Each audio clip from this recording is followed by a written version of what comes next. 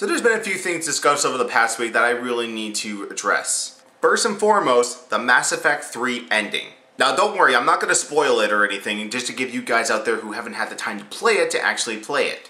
Besides, if you want to truly spoil yourself, there's tons of YouTube videos out there with every single possible ending possible.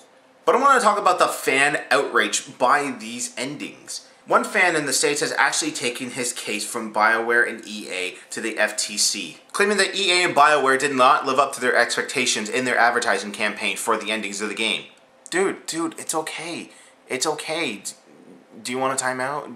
Do you want an ice cream? I mean, calm down! It's like a lot of you are 12-year-olds that cry when they don't get their own way. It's like begging your parents to take you to McDonald's and they take you to Burger King instead.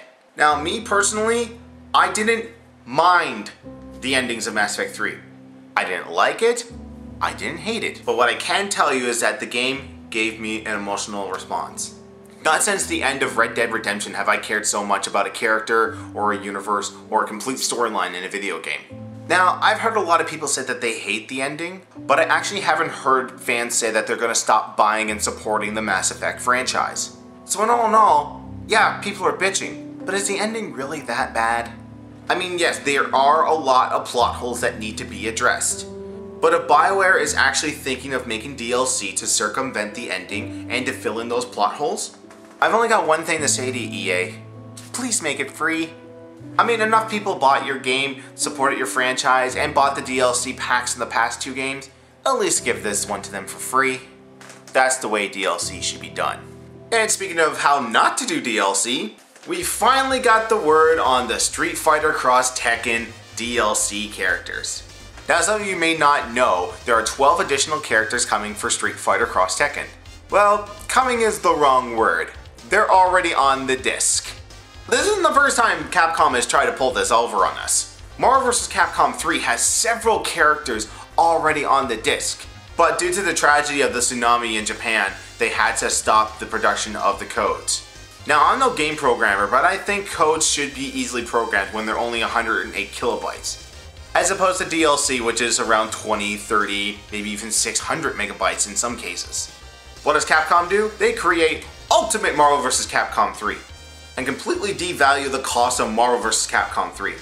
So people like me who actually wanted the game but didn't want to keep their copy of Marvel vs. Capcom 3 anymore, man, did we ever get the shaft from GameStop.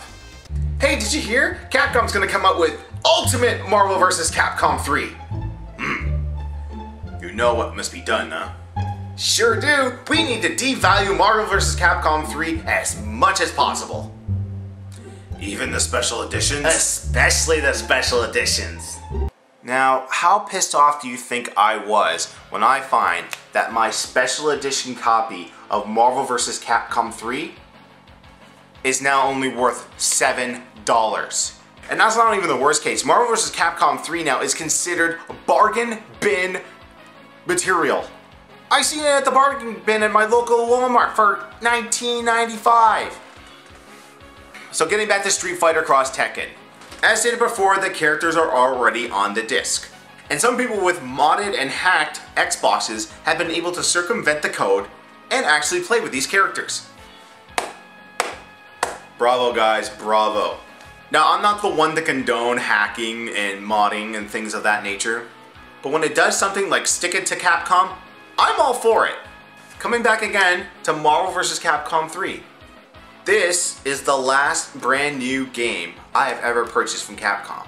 And it probably is going to be the last too. Until Capcom gets their act together and realize that DLC stands for downloadable content, I am exercising my right. I am voting with my wallet and not supporting this company until they get their act together. Now, final item on the docket, and there's not going to be any jump cuts for this because I really do need to speak to the heart, so there's going to be a lot of ands and ums, and I do apologize for my unprofessionalism with the camera, but I really need to say this from the heart. Yesterday, the internet lost a great talent. Randy Solem, he is a flash artist, a sprite flash artist for Newgrounds.com. putting the link to his profile in the description below.